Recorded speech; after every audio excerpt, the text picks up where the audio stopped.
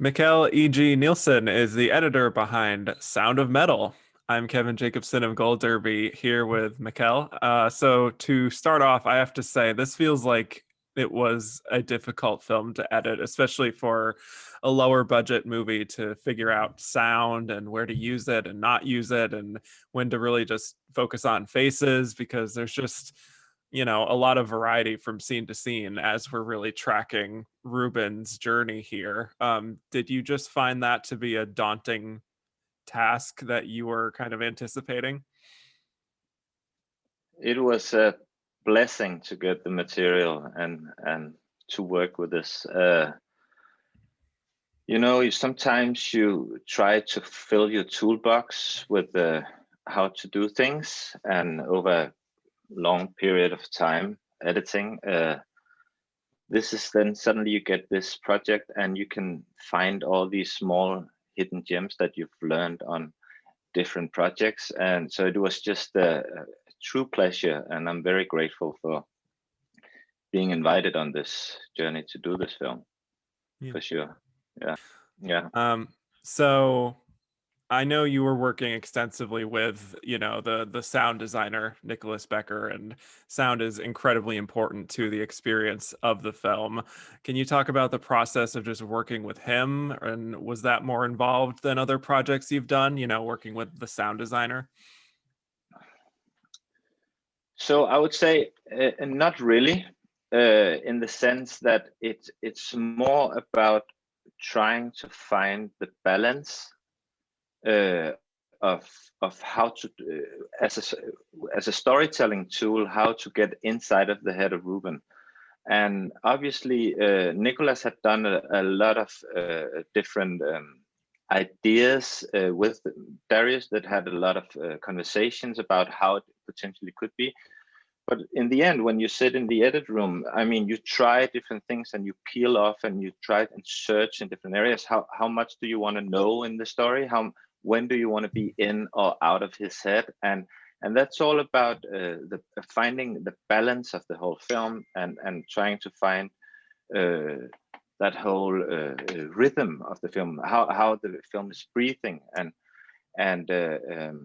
But Nicholas, I had a conversation with Nicholas about him giving. I really like to work with sound. I used to be doing sound myself before starting editing, and I like that he applied. It gave me a lot of wiles, so all the atmosphere I would already have that, and I would work with it almost like the score, and these feedback sounds that you have in the concert, we would implement them so it would become almost like an internal score. So the emotional journey of Ruben would be the score throughout the whole film. And then it's about trying to find the balance of in the story, how much can we know, and we always have to be equal with Ruben. We always have to know exactly, or know just as much as Ruben, until the point where he's on the slide with the kid, Kevin, and then it opens up the world for him, and then we're left behind. We also experience as hearing people. I'm talking about you and I as being able to hear. When he enters the deaf society, we won't be able to understand the sign language, and everyone else knowing sign language will be able to understand these. These were like ideas from Darius from the start, and then it's just about trying to find that right balance between it. And it's not that complicated, actually. It's more what's complicated is to trying to find that language and try to find that connection with you and I as the audience, in order to truly believe or feel that we are actually going in or out of Ruben's like a kind of point of hearing, and that language is something that you try to find, and then you can dial it up or turn it down if you need to. Yeah. Right. Well, there are these scenes in the film where it's just Ruben and the kids, and he's kind of like teaching them drums, or he's just hanging out with them. I'm guessing Yeah, there was a lot more footage of that yeah, didn't really make yeah, it into the film. But what was it like yeah, putting those just very natural scenes in the sober house, like the second half, the second act of the film, putting those together? yeah, yeah. So that whole section off, as we call it, so the sound would be the first part until he moves in is off, and then metal is when the activation scene. That Hmm. that would be almost treated like a documentary, kind of, except for the dialogue scenes with Joe. Um, these kids are obviously amazing. You can feel that there's a real connection. And you can also feel Riz or Ruben's character in these scenes. I, sometimes that's the blessing of working with non-actors as well, right? And it just felt real and raw, and you could almost just like step a little behind and watch these scenes. And then it's just to try and find that balance of how much you want of it, for sure. Yeah, I do definitely see the film in those three sections. Obviously, one in the Yeah, beginning where he's losing his hearing, the second at the sober yeah, house, and then the third once he's back into like society in the end. yeah, But was yeah. there any struggle in having those three very distinct sections, have those still feel like it's still a cohesive film? I mean, no.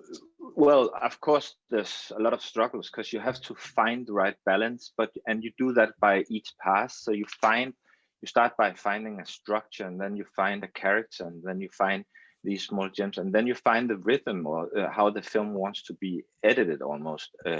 Like the whole start has a completely different pace than at Joe's house would have a completely different pace. So it's not that, and then you have the whole last end of the metal end, which is different as well. So it's more about trying things where Darius as a director was extremely open into trying things. He used to be an editor himself. He started out as an editor, which I found very interesting. I mean, it can go two ways. It can either go like someone who wants to tie your hands, or it can be as this journey that was like Darius just opening it up and say, let's just try things. Let's try this, and I really like at least that you turn every stone and you try, and what does it do if you try this or this or this in these sections. So it was really an interesting experience working with Darius on this project, for sure. Yeah. Well, the transition from the second to the third part is the section where Ruben has reached this point where he doesn't really Yeah, want to accept what's happened to him, and he decides to yeah, get the cochlear implants. And there's so many different emotions you experience just mm, as an mm, audience member, because you know that this probably isn't going to meet his expectations, but you understand kind of where he's coming from at the same time. And there's just kind of a tragic element to it, and you just I mm, mean, I just felt such anxiety watching in yeah, those yeah, moments, because you're just seeing how desperate he is.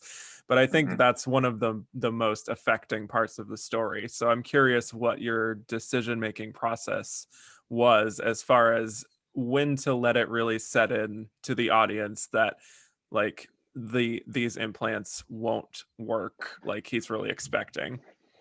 I mean, you have to earn a moment, and by almost forgetting about the implants, because that place is a really nice place. These scenes with the kids are really, really nice. You can also see that Ruben actually sits and feels that, which is why it works so well when Joe asked him in the last scene, like, have you tried that moment of stillness? Have you actually felt it? And you're like, I saw it. I've actually seen him sit there and feel that thing. I also saw him with the kids. I also saw these things.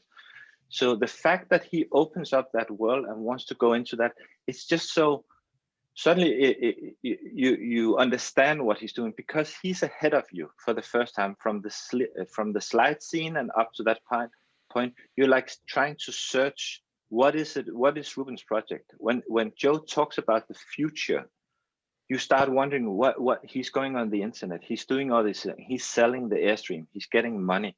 He has this project which you're suddenly not a part of, because up to that point, the mid part of the film, the slide is the exact mid, and it had to be.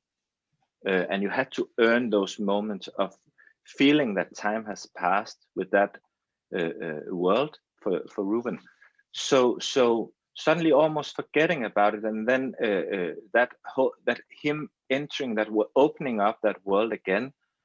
And you see when Joe asked him, so for me, you look and sound like an addict. That's also what I see and feel.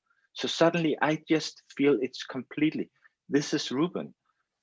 What on earth is going on? And then the activation scene, you hope so much that this is actually gonna be really good, but it's not. And it's even dialed down compared to what it could be in real life, how bad it is. Mm-hmm. So it's just devastating going into that world, and also arriving in Europe, hearing these sounds, it's just like, this is never going to be his world. It's not what we saw up in the start at all, because we saw him in that element. Because all the way we work with the sound and the image is that it had to feel extremely organic up to the point where it has to feel extremely metallic, right? And then from that moment you feel the metallic, you have it until you arrive at the dad's house, or Lou's dad's house. Then you kind of forget about it again, because we enter that world. We enter the world of meeting the dad. We enter the world of meeting Lou again. And then suddenly him walking around in the garden, where you open that world up with all these, it's the foreign language, and you have so many sources, and you just feel so completely alone.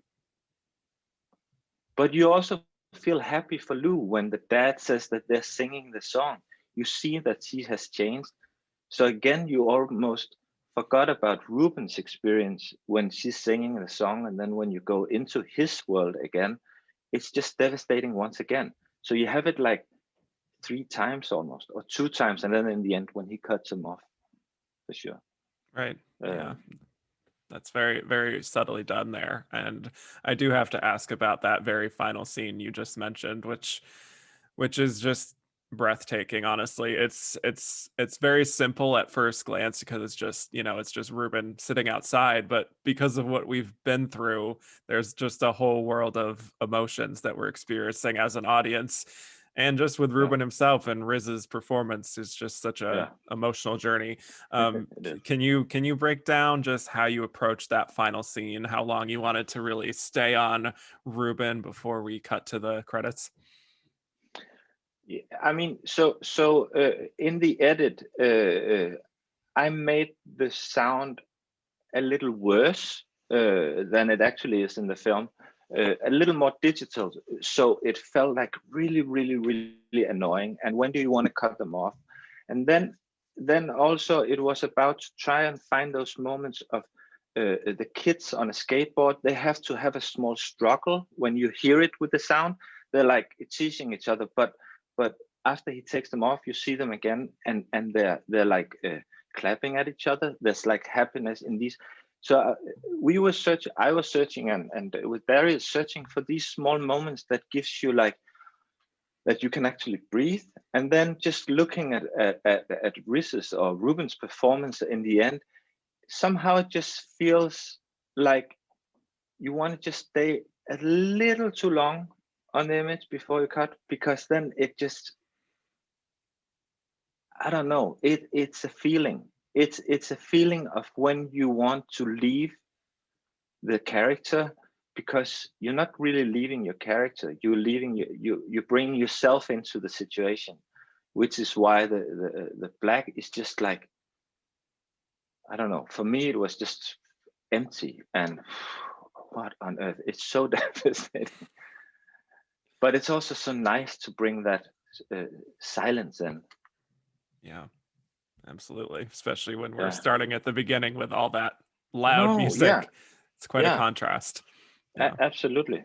And it wasn't until very late in the edit process that we actually made that arc, the whole of the film, where we found out that the concert should be the opening. Mm. So by having these two images, it's the same character, it's the same size of image, him sitting there, him sitting on the drums, but one he's just eager, he's almost like, and the other one he's just in pure silence. Yeah, very poetic. Um, It it, and it felt really, it felt earned yeah, at that moment, yeah, for us definitely. too. Well, speaking sort of to that, I mean, working with like Riz Ahmed's face and just studying his performance day in, day out, as you did, what did he give you as an actor in terms of his performance that really helped you with your work? So it's interesting, right? Because what was like a gift.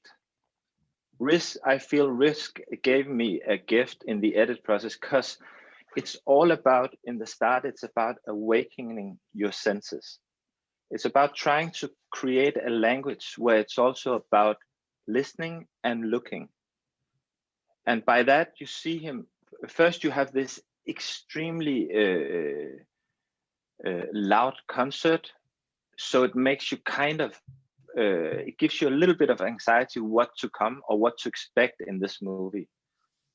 But us knowing that this is the peak of the film, you're almost sitting like on the edge of your chair, and then you cut to the airstream inside, and the first thing you see is him waking up, and then he looks out, and then he goes in and he looks out again, and he does that air puff thing, and he starts a smoothie and the coffee dripping. You hear all these, so we kind of awakening the senses, the hearing, the looking, all these things. And then when he loses his hearing, you have the same thing, but you've already created a language. You and I has that contract or the connection of that, you know that we're gonna look and see and hear, and we feel it. And then the crucial scene for the in the edit process was to understand the language. What kind of language do we create going into the pharmacy, where you are inside of his experience, the mumble where you can't hear him, and then you just cut out and you can hear how the scene would be in normal perspective, and you cut back in almost like a horror movie. So we're like trying to tease ourselves, like going back and forth, so we understand what's actually going on inside of Ruben's head. And from then on, we do the same small